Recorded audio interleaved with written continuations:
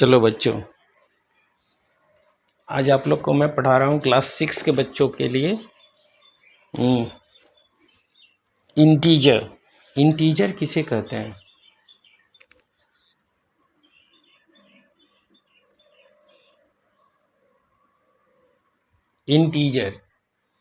Integer कहते किसे हैं?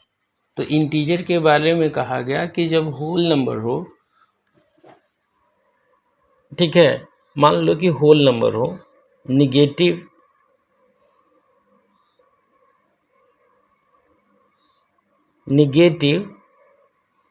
And positive of a whole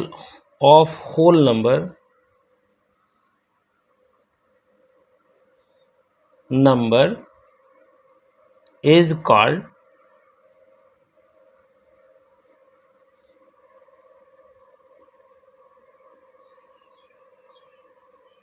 integer. ठीक है, क्या है? निगेटिव और positive of whole number is called integer. Integer कहने का अर्थ क्या हो गया? देखो यहाँ पे ध्यान से समझना। ये अगर ज़ीरो है तो ज़ीरो से हम लेते हैं 1 2 3, तो ये कहाँ तक जाता है? इन्फिनाइट तक जाता है। अब इसी तरह से निगेटिव लो इधर, तो -1 -2 -3, ये कहाँ तक जाएगा? इन्फिनिटी तक, माइनस इन्फिनिटी तक। तो ये पूरे को क्या कहा गया? ये पूरे को क्या कहा गया? इंटीजर। ठीक है, ये इंटीजर कहलाया, ये याद रखना है। ठीक, इंटीजर किसे कहते हैं? अब यहाँ पे जो आपको जो पूछा जाएगा, आपसे जो पूछा जाएगा क्वेश्चन कैसे बनाना है, तो अब मल्टीप्लिकेशन ऑफ इंटीजर लिख लेते हैं। मल्टीप्लिकेशन, जैसे इंटीजर है तो मल्टीप्लिकेशन अब की बात कर लेते हैं।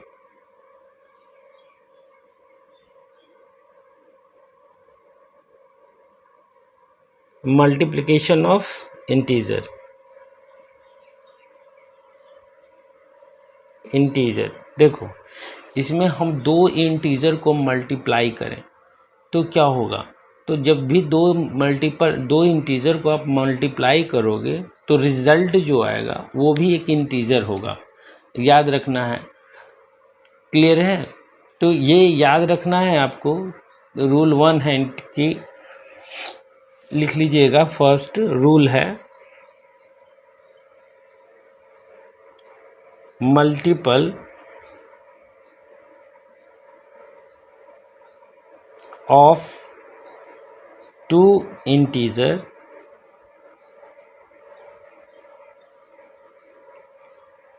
gives an integer।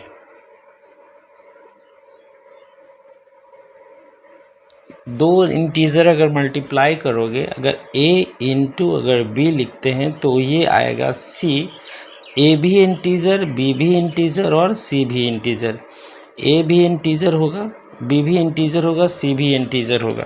ठीक, अब यहाँ पे रूल 1 है। रूल 2 में कहा गया, यहाँ पे रूल 2 में कहा गया कि अगर दो इंटीजर लेते हैं, आप मल्टीप्लाई करते हैं, if two integer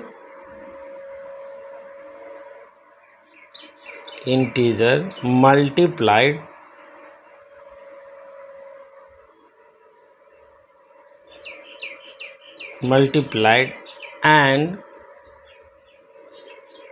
one is negative, then resultant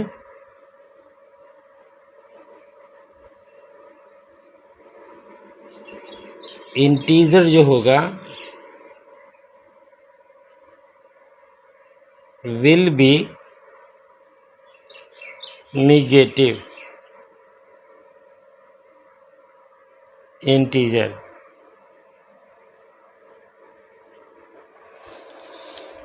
समझ में आ रहा है? जो आपके पास आएगा इंटीजर, वो क्या आ जाएगा? निगेटिव इंटीजर आ जाएगा, यहाँ पे दिखा हुआ है, ठीक है, निगेटिव इंटीजर। ठीक, अब यहाँ से लेते हैं अगला, ये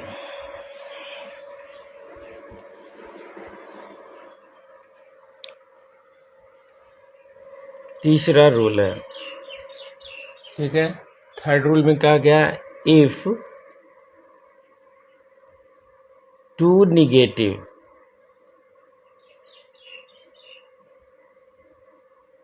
integer multiplied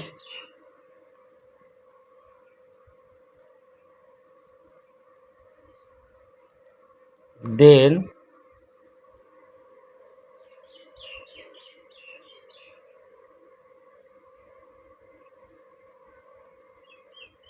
integer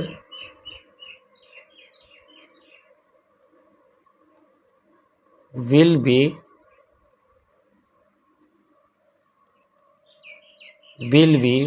positive.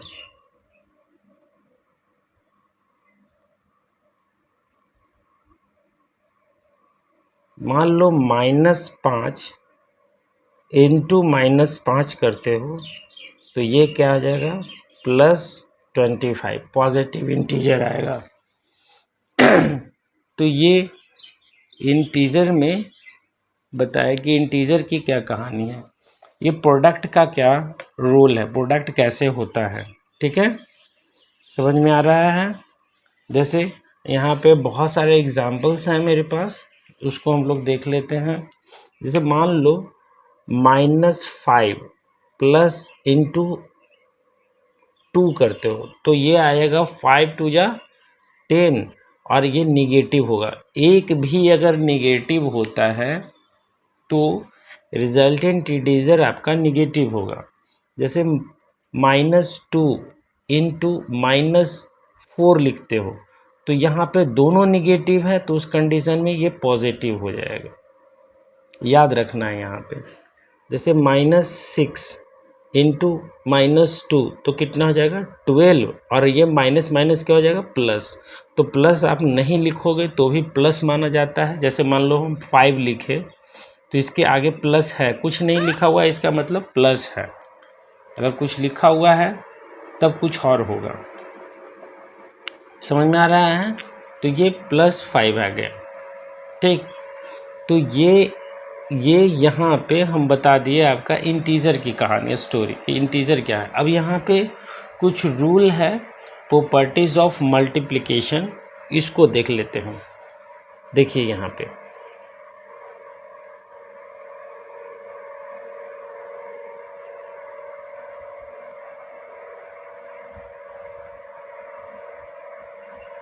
Properties of multiplication, इसमें क्या कहा गया?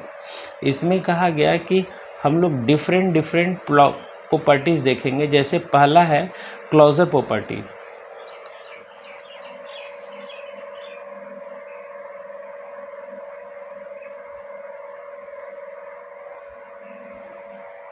पहला है क्लोजर प्रॉपर्टी में क्या कहा गया कि जब प्रोडक्ट लेते हैं दो इंटीजर का, ठीक है, तो a इंटू बी लिखो, ठीक। तो इसमें कहा गया, जो समझ लीजिएगा, the product of two integer is always an integers, ठीक। तो a into B equal to C, A भी इंटीजर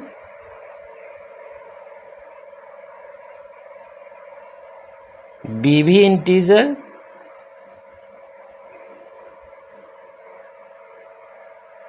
और सी भी इंटीजर, ये ठीक है। यानी कि दो, ये तो पहले भी बता चुके हैं हम, ठीक। एक बार और बता दिए, क्लोजर प्रॉपर्टीज कहा जाता है। दूसरा है आपका कम्यूटेटिविटी, दूसरा है कम्यूटेटिव लॉ जिसको कहते हैं हम लोग। इसमें कहा गया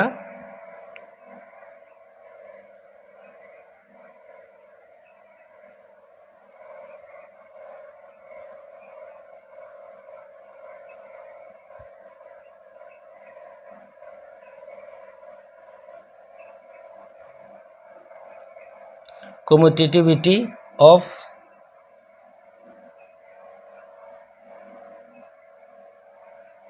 इंटीजर। इसमें कहा गया, इसमें मल्टीप्लिकेशन का ये है, कम्यूटेटिविटी ऑफ मल्टीप्लिकेशन भी लिखा जाता है या इंटीजर भी, कोई कोई बुक का राइटर लिखता है। तो इसमें कहा गया कि a इंटू अब बी लिखो या b इंटू ए लिखो, कोई फर्क नहीं पड़ता है, ठीक है। जैसे -2 इंटू 5 लिखो या 5 इंटू -2 लिखो, रिजल्ट दोनों का क्या आना है, -10 आना है, ठीक। तो इस हिसाब से ये दोनों क्या है, कम्यूटेटिव इंटीजर है, ठीक है। अब अगला है मेरे पास, वो है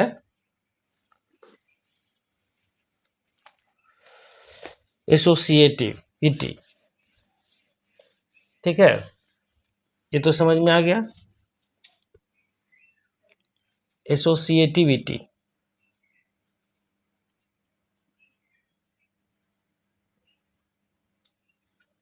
एसोसिएटिविटी, ठीक है, CIA होता है, CIATIVITY, एसोसिएटिविटी। इसमें कहा गया एसोसिएशन करने का मतलब होता है ग्रुप बनाना।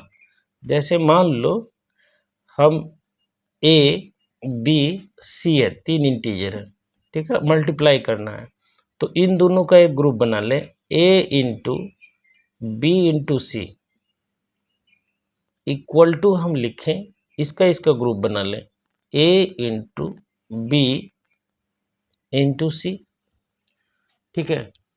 तो कोई फर्क नहीं पड़ता है, कोई फर्क नहीं पड़ता है, ठीक है। क्यों नहीं पड़ता है, क्योंकि यहाँ पे ए भी इंटीजर, बी भी इंटीजर, सी भी इंटीजर है। जैसे एग्जाम्पल्स में लिख लो आप, 2 इंटू 5 इंटू 6 ले लेते हैं, इज इक्वल टू, यहाँ पे हम इसके साथ 2 इंटू 5 इंटू 6 लेते हैं। अब इसका रिजल्ट देखो क्या आता है, 2 इंटू 5 3 ज़ा 5 6 ज़ा 30, क्लियर है। और यहाँ पे क्या आ जाएगा, 30 इंटू 2 आया, और यहाँ पे देख लेते हैं 5 10 इंटू 6, इधर का रिजल्ट कितना आया, 3 2 ज़ा 32 ज़ा 60, और इधर भी आ गया 60। इसका मतलब क्या हो गया कि ये एसोसिएटिविटी ऑफ मल्टीप्लिकेशन को फॉलो करता है, ठीक है, क्लियर है। अब यहाँ पे अगला चलते हैं, डिस्ट्रीब्यूटिविटी ऑफ मल्टीप्लिकेशन। यहाँ पे अगला है मेरे पास, नेक्स्ट है डिस्ट्रीब्यूटिव।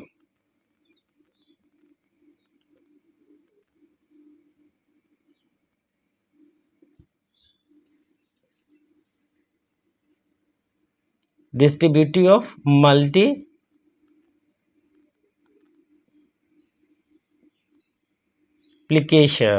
ठीक ना, ओवर एडिशन, एडिशन, ठीक है। ओवर एडिशन कहने का मतलब, ये कहने का मतलब क्या होता है, इसको समझ लेते हैं। मान लो A एक इंटीजर है, B एक इंटीजर है और C एक इंटीजर है, गुड। अब इसमें हम दो ओवर एडिशन का A इंटू इन दोनों को जोड़ देते हैं, B प्लस C, ठीक है, क्लियर, इतना तो समझ में आ रहा है। अब दूसरे में ये जो डिस्ट्रीब्यूटिव करना है, तो इसको डिस्ट्रीब्यूट करना है। यहाँ पे हमने क्या करा है, डिस्ट्रीब्यूटिविटी ऑफ मल्टीप्लिकेशन, मल्टीप्लिकेशन को डिस्ट्रीब्यूट करना। अब ये हमारे पास दे रखा था, हम तो मुझे क्या करना था कि पहले इसको इससे गुना करें, तो A इंटू बी लिखेंगे, प्लस फिर इसको इससे मल्टीप्लाई कर, पहले इससे इसको किए और लिख लिए, फिर इसको इसके साथ करें और लिख लिए, तो A इंटू सी, ये कहलाया distributivity of multiplication over addition. ठीक है, समझ में आ रहा है। जैसे अगर देखो यहाँ पे ध्यान से समझना, जैसे मान लो 2 लिखें तो 2 इंटू 5 प्लस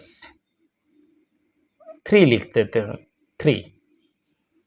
तो इसको हम लिखें अगर यहाँ पे इसको इस नियम से लिखें तो क्या लिखें, 2 इंटू 5 प्लस 2 इंटू 3। देखते हैं रिजल्ट क्या आता है। यहाँ पे कितना आया, 5 2 जा 10 प्लस 3 2 जा 6, कितना आया 16। अब इधर देख लेते हैं क्या होता है, 7 सॉरी 2 इंटू कितना आता है, 5 3 जा 5 और 3 को जोड़ेंगे तो कितना आएगा 8 8 8 इंटू 2 16। देखो तो इधर भी 16 आया और इधर भी 16 आया, यानी कि हमारे लेफ्ट साइड जो हमारा राइट साइड जो है ये वाला पोर्शन में भी हमारे पास क्या आ गया 16, और इस वाले पोर्शन में भी आ गया 16। यानी ये दोनों आपस में क्या होगा, इक्वल होगा, इक्वल रहेगा। ठीक है, क्लियर है। उसी तरह से ये चीज़ है ओवर एडिशन जो था सब्सट्रैक्शन के रूप में भी हो सकता है। जैसे मान लो यहाँ पे ये ओवर एडिशन के जगह पे ओवर एडिशन जो है यहाँ पे ओवर सब्सट्रैक्शन भी लिख सकते हैं।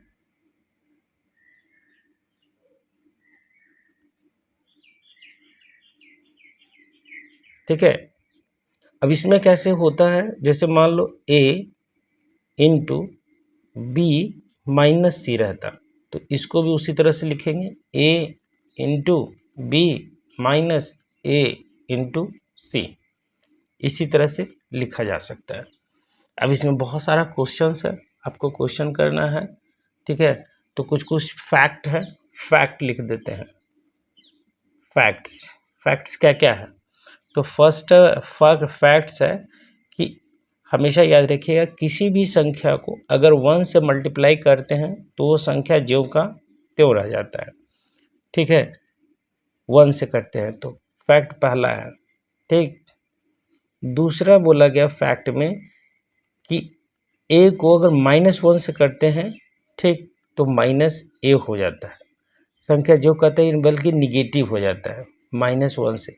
1 से गुना किए और -1, जैसे कि जैसे -5 लिखा हुआ, इसका मतलब हो गया 5 इंटू -1, -1 इसमें मल्टीपल होगा, मल्टीप्लाइड है। ठीक, दूसरा फैक्ट हो गया। तीसरा फैक्ट हो गया कि किसी भी संख्या को अगर आप 0 से गुना करोगे तो ओवरऑल क्या आ जाएगा 0, याद रखना है। ठीक है,